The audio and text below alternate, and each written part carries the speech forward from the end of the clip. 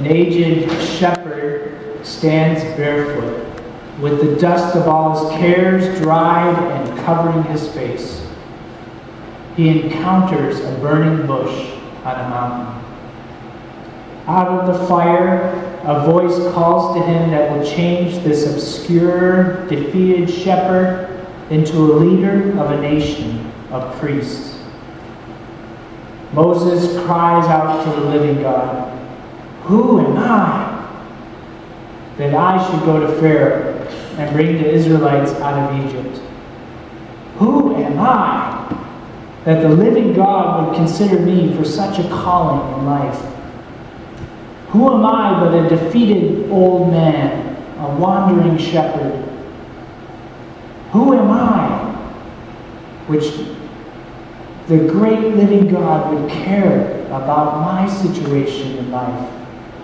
Who am I?"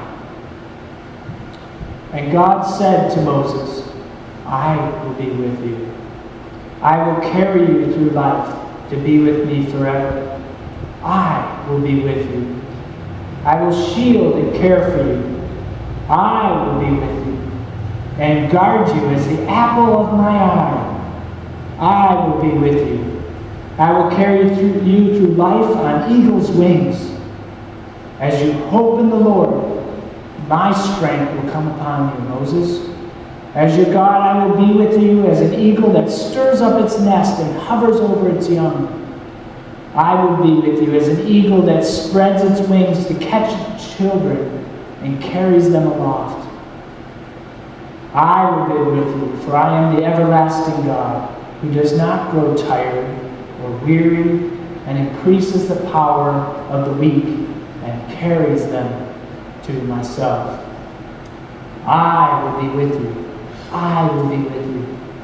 And this will be a sign that it is I who will be with you and have called you. When you have brought the people out of Egypt, you will worship God on this mountain." The promise that seemed ages ago as a distant memory now is coming true as Moses, with a nation of people behind him, approaches the very mountain where God first called out to him from a burning bush. Reverence and awe fill Moses as he leads the Israelites to the base of the mountain where God has chosen to meet with them. Reverence and awe fill Moses as he remembers the wonders God performed to get the whole nation to the mountain, which Moses had viewed as humanly impossible. Now the same God, through mercy and grace that led Moses, now wants to lead and call a nation on that same mountain. Now Moses doesn't know what to expect, but his encounter with God at that time was life-changing, and surely this moment on the mountain will be a defining moment in the history of Israel. As Moses meets God again on the mountain, he is given instructions to remind the people of the mercy and grace shown to them and how God has brought them now to himself. God's desire is for his people to know his character. They are not treated like a conquered people whose king demands allegiance, but they are given a choice. If you obey me fully and keep my covenant, you have a choice. You don't have to obey me. If you choose to obey me, you will then be my treasured nation. As J. Durham states, Israel was called to be a kingdom run not by politicians, depending upon strength and secret plotting, but by priests, depending upon faith in Yahweh. A servant nation instead of a ruling nation. They will also be a holy nation, as their God is holy. Durham continues, Israel is to be a display people, a showcase to the world of how being in a covenant relationship with God changes a people. This is much bigger than one leader being called to follow God? Do we all see God's call to grow in understanding of who God is and to be a showcase display to our world as God's priests? Moses reports to the people God's call and invitation, and the people agree to follow the Lord. So on the third day, God will come and meet the people and reveal himself in the details of what it means for them to be a holy nation of God. In verses 9 to 15, Moses is told how to prepare the people to meet with their God. The people need to prepare by cleansing and have proper boundaries in place as they meet a holy God, who by nature of his holiness could have nothing unholy come into his presence without it or them being destructive. Impurity in a metal corrupts the whole piece, does it not? Only when the smith melts away the impurity can the piece of the work become the work of art the smith desires. James Smith states, God's holy love burns the dross of sin out of our lives so we can be in his presence. Mount Sinai becomes this holy place because why? Because God is there and plans to meet with his people. Exodus 24 provides more detailed description of the cleansing Moses performed to get the people ready to meet with God. Verses 4 through 8 speak of him setting up an altar at the foot of the mountain, offering burnt offerings on the altar. Then he took some of the blood that he sprinkled it on the people and said, "This is the blood of the covenant that the Lord has made with you." Does that sound familiar at all as Christians? As Christians, we hear Christ's words many years later in Matthew's Gospel. "This is my blood of the covenant, which is poured out for many for the forgiveness of sins." God wants his people to be able to be in his holy presence. So God provides a cleansing for them to be able to do so. Now, if you were to describe the indescribable with words, then you would have verses 16 through 19.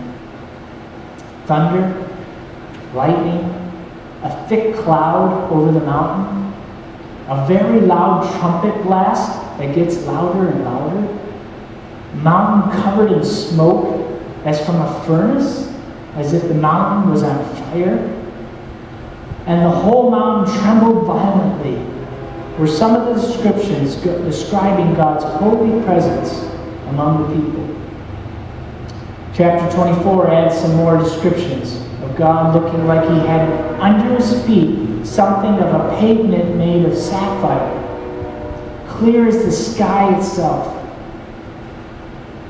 Maybe chapter 24, verse 17 offers the best description when it says, "To the Israelites, the glory of the Lord looked like a consuming fire on top of the mountain." Well, how do the people respond to that? In chapter 20, verse 18, the people's response to God's coming is expressed when it says, "The people saw the thunder and lightning, heard the trumpet, and saw the mountain in smoke. They trembled in fear. They stayed at a distance and said to Moses, 'Speak to us yourself, and we will listen. But do not have God speak to us, or we will die.'" Doesn't it seem weird that God would use language like, "I carried you on eagle's wings to myself, only to scare you so much that you don't even want me to talk to you"? Moses explains to the people, "Do not be afraid. God has come to test you so that the fear of God will be with you to keep you from sinning." Is God a wrathful God just waiting for us to slip up and strike us down? Does God say he only loved Israel because they perfectly obeyed him? God's mercy and grace that set them free from slavery and brought them to Sinai was first, before any conditions, of obedience were expected from the people. That's very important. They did nothing to deserve coming to Mount Sinai. God did it all. Before he had put any expectations on them as a people. God is pure goodness. It's hard for us to understand that. God is showing himself powerfully before the people was the display of how God is not a God of their own making, on their own level of goodness. God wants to raise us all up beyond our own ideas of goodness to be pure like God. Jeremiah, a famous theologian, explains the symbolism of how God presented himself before the people. That fire and cloud were symbolic of God's presence. The cloud and the pillar of fire were symbolic of how God had been leading them up to that point. The smoke is symbolic of the protection needed to obscure what humanity can look upon and live. And the violent quaking of the mountain is the upheaval of the natural world that always accompanies when God comes and Yahweh's coming. I want you to remember, if you remember your Sunday school lessons, or the prophet of Isaiah and his powerful life-changing experience that he had in Isaiah 6, where he heard the words, "Holy, holy, holy is the Lord Almighty," repeated. And the sound of that voice shook the temple, and the temple was filled with smoke. His response? "Woe to me! I'm ruined, for I'm a man of uncleanness." An angel has to come and purify Isaiah with a burning coal from God's altar and cleanse him. The trumpet sounding message in our passage became symbolic for the Israelites of Yahweh being present in their worship. As Psalm 40 verse 5 kind of states, God has ascended amid shouts of joy, the Lord amid the sounding of trumpets. And what does this passage mean for us today? We have had 1 Peter 2, verses 8 to 10 on the bottom of your bulletin for all the time that we've been studying Exodus. I want you to look at that. Peter reminds Christians that we now are the ones chosen by God. Chosen for the high calling of priestly work. Chosen to be a holy people. God's instruments to do his work and to speak out for him. To tell others of the night and day difference he has made for us. From nothing to something. From rejected to accepted. Hebrews 12 speaks of a different mountain experience with God for Christians that we had in our responsive reading.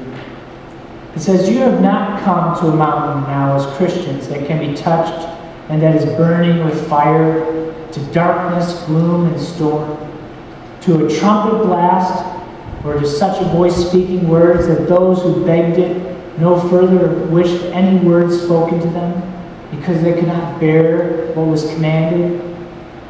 Even if an animal touches the mountain, it must be stoned to death." The sight was so terrifying, even Moses said, "I am trembling with fear." But you, as Christians, those who have been cleansed by the blood of Jesus, you have come to Mount Zion, to the city of the living God, the heavenly Jerusalem. You have come to thousands upon thousands of angels in joyful assembly, to the church of the firstborn, whose names are written in heaven. You have come to God, the judge of all, to the spirits of the righteous made perfect. You have come to Jesus, the mediator of a new covenant, and to sprinkle blood over you. That speaks a lot better word than the blood of Abel. Hebrews 12 points out that without holiness, verse 14, no one will see the Lord. And that God works in our lives, Hebrews 12 says. Sometimes it feels like discipline, but it's purity. It's work purity in our lives, in order that we may share in His holiness. He wants to raise us up and bring us to His mountain, heavenly Jerusalem. The Bible, lastly, kind of says there's going to be another trumpet blast. Another trumpet blast that will be very loud. And we will have another final encounter with God and Jesus coming again. Jesus' words, "Then will appear the sign of the Son of Man in heaven, and then all the peoples of the earth will mourn when they see the Son of Man coming on the clouds of heaven with great power and great glory. And He will send His angels with a loud trumpet call, and they will gather His elect from the four winds, from one end of the heavens to the other." And then 1 Corinthians, Paul took up that tone as well. He says, "I want to tell you a mystery. We will not all sleep, but we will all be changed in a flash, in the twinkling of an eye, at the last trumpet. For the trumpet will sound, the dead will be raised imperishable, and we will be changed, made holy once and for all." The message of Exodus leads me to believe that this life that we live as Christians is God preparing us for that meeting once again at the last trumpet. We've been doing these spirituals over our time in Exodus. I hope you enjoyed it. Sometimes we hear these songs and we know about them, but we don't ever sing them in church. Today we're going to jump continents. We're going to sing a song from South Africa. It's called Siyahamba. And it was quite a popular song in the apartheid times of South Africa. The people kind of would sing it to symbolize that God was